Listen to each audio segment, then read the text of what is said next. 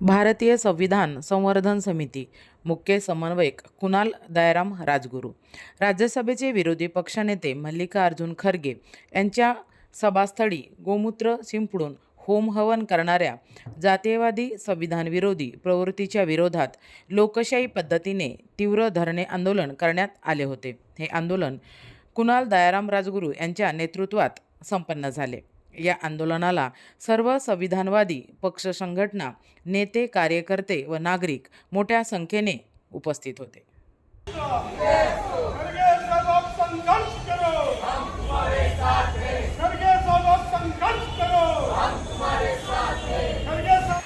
भारतीय संविधानाचा डॉक्टर बाबासाहेब आंबेडकरांचा, महामाता रमाबाई भीमराव आंबेडकरांचा, सर्व मानवतावादी महापुरुष महामातांचा, भारतीय संविधानाचा संवर्धन समितीच्या वतीनं व सर्व संविधानवादी पक्ष संघटना, नेते, कार्यकर्ते आणि नागरिक या सर्वांच्या वतीनं भारताच्या सन्मानार्थ, त्याचप्रमाणे राज्यसभेचे विरोधी पक्ष नेते आणि अखिल भारतीय काँग्रेस पक्षाचे राष्ट्रीय अध्यक्ष आदरणीय मल्लिकार्जुन खरगे साहेब यांचं मनुवादी प्रवृत्तीच्या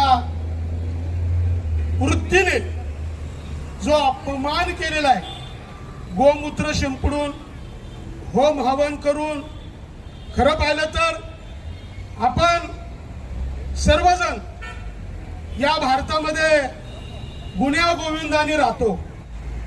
भारतीय संविधानामध्ये छोटा असो, मोठा असो, इवन तृतीय पंथी असो, गरीब असो, श्रीमंत असो, या सगळ्यांना भारतीय संविधानामध्ये सन्मानाची वागणूक दिलेली आहे। या ठिकाणी खरोखर या देशामधील जे मनुवादी प्रवृत्ती आहे याच्या विरुद्ध ही क्रांतिकारक लढाई बाबासाहेब आंबेडकरांनी केली, परंतु आपण पाहिलं की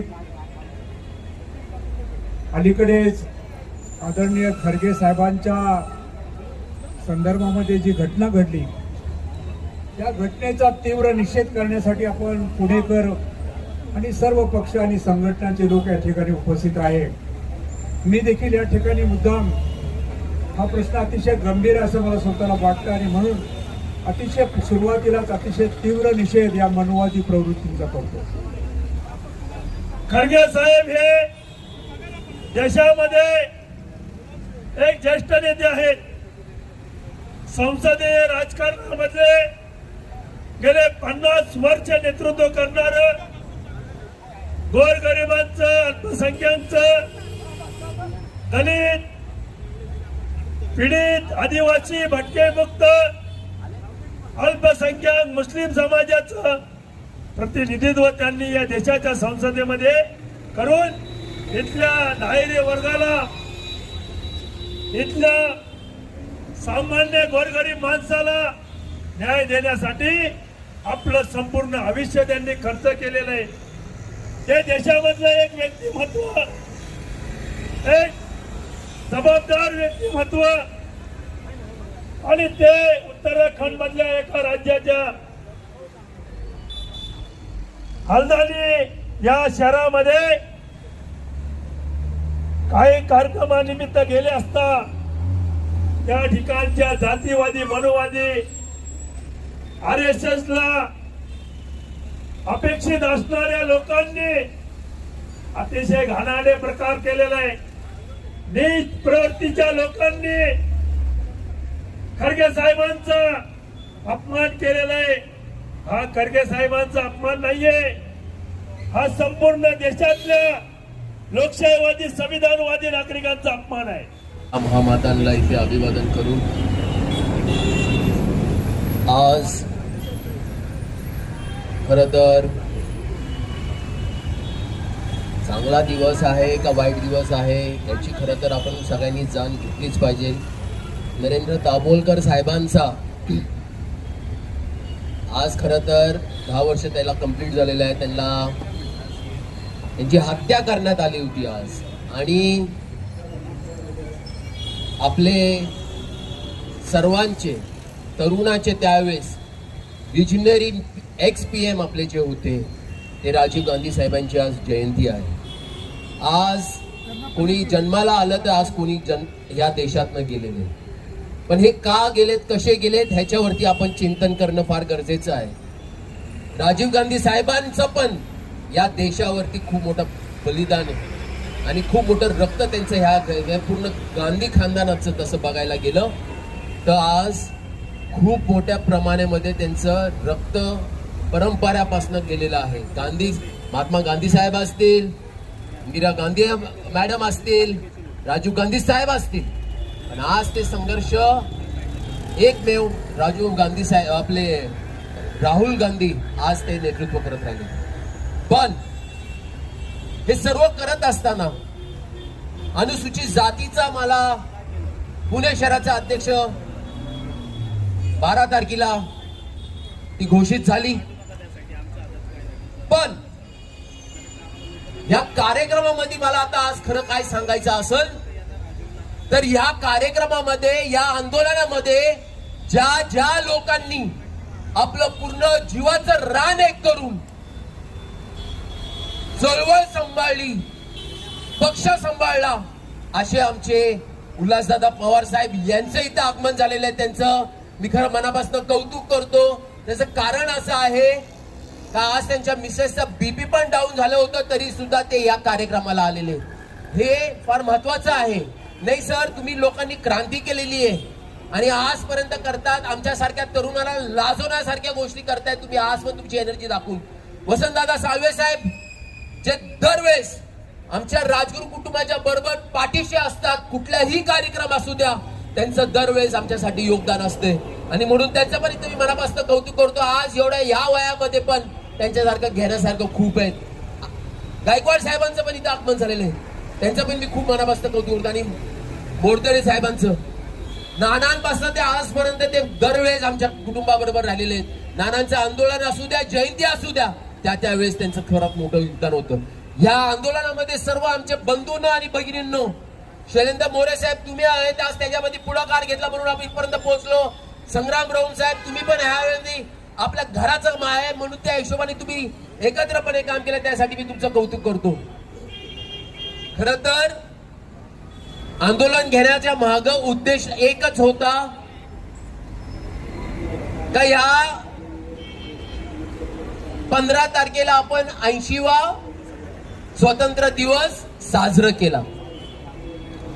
मला तर कुठल्याही अँगलनी तो स्वतंत्र दिवस आपण स्वतंत्र झालं असं कुठं जाणवलं नाही. त्याचं कारण असं आहे का आपण 80 वर्षापूर्वी आपल्याला स्वतंत्र भेटला हे इंग्रजाकडनं, पण आज आपण परत गुलाम होत राहिलोय का ह्याचं आपल्याला चिंतन, याचं भास व्हायला लागलेलं आहे. आणि म्हणून मला कुठंतरी असं वाटलं का मला दरवेळेस असंच वाटत राहिलेलं आहे का बाबासाहेबांनी आपल्याला जे संविधान दिलेलं आहे, या संविधानाची किती मोठी ताकद आहे आणि या संविधानाचं जी अंमलबजावणी आमच्या संविधान चौकटमध्ये राहून ज्या वेळेस सगळ्या गोष्टी होतात ते खूप चांगल्या प्रमाणे होते आणि त्याचा रिझल्ट कधी पण चांगलाच भेटतोय. पण कुठलीही गोष्ट ज्यावेळेस असंविधानिक होती, संविधानाच्या चौकटीतलं बाहेर जातं, तर त्यावेळेस लोकांना रस्त्यावर उतरावं लागतं असं मला कुठेतरी वाटतं. आणि म्हणून ज्यावेळेस 8 तारखेला खरगे साहेबांचा हे राष्ट्रीय नेते, विरोधी पक्ष नेते काँग्रेस पक्षाचे असताना ज्या वेळेस त्यांना स्वतःला ही भास झाली का मला अस्पृश्यतेचा मला कुठेतरी जाण होऊ लागलं, त्यावेळेस ही खूप मोठी धक्कादायक होतं. माझा सर्वांना सांगणं आहे, ही जी सभा होती ते ज्यावेळेस रॅली अशी काढण्यात आलेली होती तर त्या रॅलीमध्ये निवडून आल्यासाठी त्याच्यामध्ये ती रॅली होत असताना हल्द्वानी उत्तराखंडमध्ये ही रॅली होत असताना अचानक 2 दिवसानंतरनं तिथं गाईचं गोमूत्र आणि हवन जाळून शुद्धीकरण करण्याची, खरं तर त्या जागेला पवित्र करण्याचं त्यांनी काम केलेलं आहे. मला तर असं वाटतंय का त्यांनी परत अपवित्र केलेले आहे माझ्या दृष्टिकोनातून. आणि म्हणून आपण आज 80 वर्षात स्वतंत्र झाल्यानंतर तरी सुद्धा आपण गुलामीसारखं का वागत राहिलेलो आहे. मला एका गोष्टीचं खूप वाईट वाटतंय का हे जे सरकार आहे त्यांनी कशामध्ये जास्त बढावा दिलेला आहे. त्यांनी डेव्हलपमेंट मध्ये बढावा दिलाय का ही विचारपूस आज आपल्या यंगस्टर्स हे देश सोडून चाललेले आहेत. का बरं माहिती, कारण की इथे जातीवादी आता खूप वाढत राहिलेला आहे. आणि ज्या राजीव गांधींनी 21व्या शतकातलं विज्ञानाचं स्वप्न आणि भारताचं स्वप्न रंगवलं होतं आणि त्यांनी सद्भावनेसाठी, देशाच्या ऐक्यासाठी, संविधानाच्या रक्षणासाठी आपलं बलिदान दिलं, त्या राजीव गांधींची आज जयंती आहे. त्या दोघांना मी विनम्र अभिवादन करतो. आणि आज परमपूज्य डॉक्टर बाबासाहेब आंबेडकरांच्या या ऐतिहासिक पुतळ्याच्या सानिध्यात, त्यांच्या पायाजवळ, त्यांच्या चरणाजवळ आपण एका अत्यंत महत्त्वपूर्ण गोष्टीचा, दुर्दैवाने जी उत्तराखंडमध्ये घडली त्याचा निषेध करण्याकरता आपण या ठिकाणी एकत्र आलेलो आहोत. समोर मला बॅनर वगैरे दिसतंय आणि अखिल भारतीय काँग्रेस कमिटीचे अध्यक्ष आणि राज्यसभेतील विरोधी पक्ष नेते आदरणीय मल्लिकार्जुन खरगेजी आज वयाच्या 83-84 वर्षी पण राज्यसभेत ज्या तडफेनं संविधानाच्या रक्षणासाठी आणि संसदीय लोकशाहीच्या मांगल्यासाठी आक्रमक होऊन ज्या तऱ्हेने बोलत आहेत, त्यांच्याकडे बघितलं की मला तरुण मुलांना देखील तितकी स्फूर्ती येईल असं आणि प्रदीर्घ अनुभव आहे. सुदैवानं कैलासवासी विलासराव देशमुख त्या राज्याचे प्रभारी असताना मी अनेक वेळा कर्नाटकात गेलो. SM कृष्ण आणि त्यांच्या दोघांची नावं जेव्हा मुख्यमंत्री पदाकरता आली तेव्हा मल्लिकार्जुन खरगेंना गृहमंत्री आणि उपमुख्यमंत्री केलं आणि SM कृष्णांना मुख्यमंत्री केलं. आज बघा योगा कसा आहे की त्यांचे चिरंजीव आज कर्नाटकचे गृहमंत्री आणि एक ऐतिहासिक त्यांनी काम केलं की कुणी आतापर्यंत विचारलं नाही. त्या मोहन भागवतांना विचारलं तुमचं रजिस्ट्रेशन कुठे आहे, तुमचा हिशोब कुठे आहे, ही संस्था आहे कुठे अस्तित्वात, आली कशी, याचं काय पार्श्वभूमी आहे, याची काय घटना आहे, याला काय मान्यता आहे, हे विचारण्याचं धैर्य आणि ऑफिशियली कागदपत्राच्या माध्यमातून मागणी करणारा हा देशातला पहिला गृहमंत्री कर्नाटकचा तो मल्लिकार्जुन खरगेंचा चिरंजीव आहे. की या देशामध्ये, या जगामध्ये जे जे काही घडतंय त्याच्यावर प्रामुख्यानं लक्ष ठेवून आपण वागलं पाहिजे.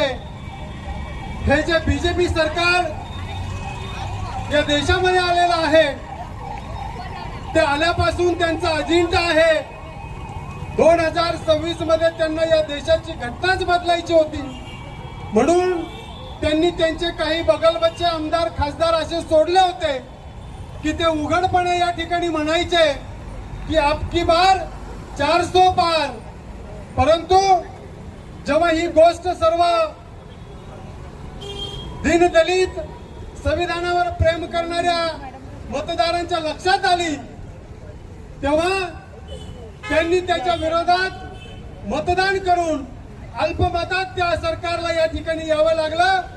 आणि मग नितीश कुमार आणि चंद्रबाबू नायडू यांचं सहकार्य घेऊन या ठिकाणी त्यांना सरकार उभं करावं लागलं.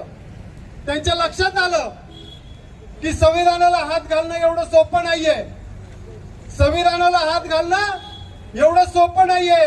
आणि म्हणून ही लोक किती जागृत आहेत, यांचा आपल्याला किती विरोध होतोय हे बघण्यासाठी ते या ठिकाणी वारंवार अशा पद्धतीच्या घटना या ठिकाणी घडवत असतात.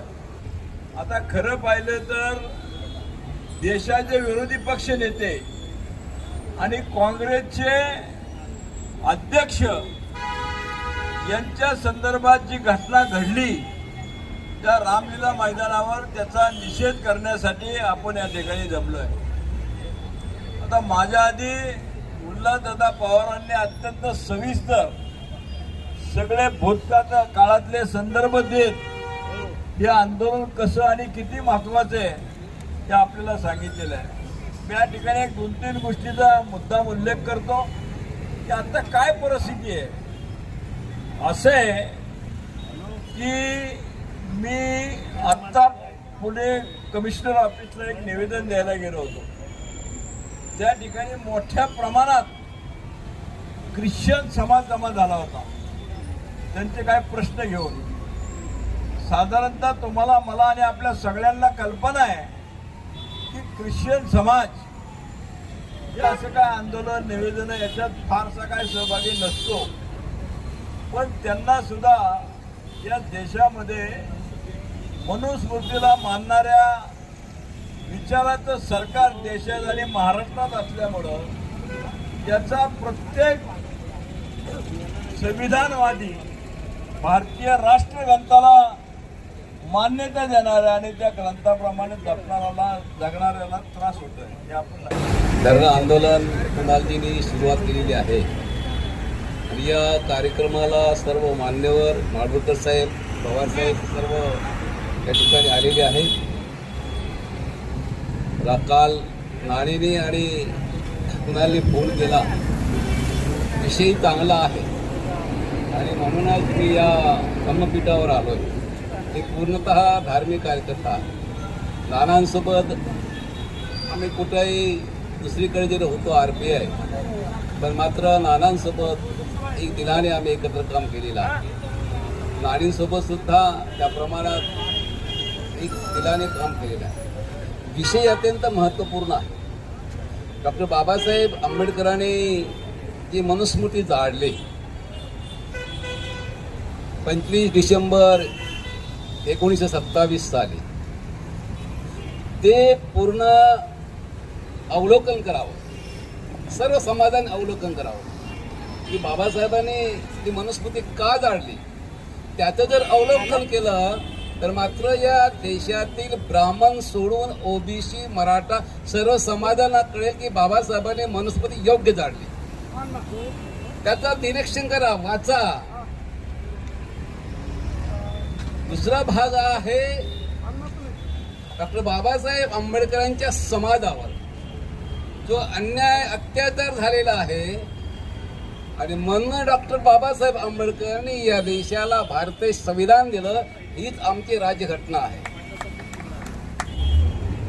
मी सर्वांना इथे सांगू इच्छितो का आम्ही इथं आता गेल्यानंतर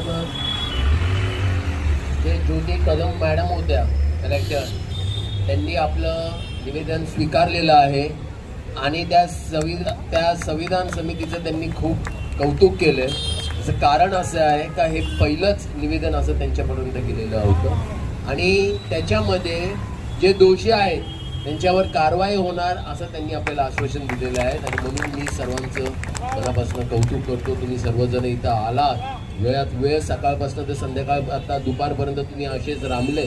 खरं तर आपल्याला खूप लढायचं, खूप झडायचं. बाबासाहेबांनी त्यावेळेस पण क्रांती घडवताना खूप त्रास झाला होता, पण क्रांती केल्याशिवाय शांती भेटत नाही असं माझं कुठेतरी आहे. आणि म्हणून माझं असं म्हणणं आहे का आज अनुसूचित जातीच्या हिशोबाने पहिलं आंदोलन हे माझं पहिलं यशस्वी ठरल्याबद्दल हे सगळं तुमच्या लोकांचं खरं तर फार मोठं योगदान आहे. तुमची साथ माझ्याबरोबर सर्वजवळ राहावं हीच विनंती ठेवतो. आलेल्या तमाम लोकांचं मी इथं परत कौतुक करतो आणि इथेच थांबतो आणि नंतर संविधान के सम्मान में, संविधान के सम्मान में मुर्दाबाद, मुर्दाबाद, जातीयवादी मुर्दाबाद, मुर्दाबाद, मुर्दाबाद, जातीयवादी मुर्दाबाद. सर्व महापुरुषांना अभिवादन करू. आज भारतीय संविधान संवर्धन समितीच्या वतीने जे आपलं धरणं आंदोलन, तीव्र धरणं आंदोलन धरण्यात आलेलं आहे.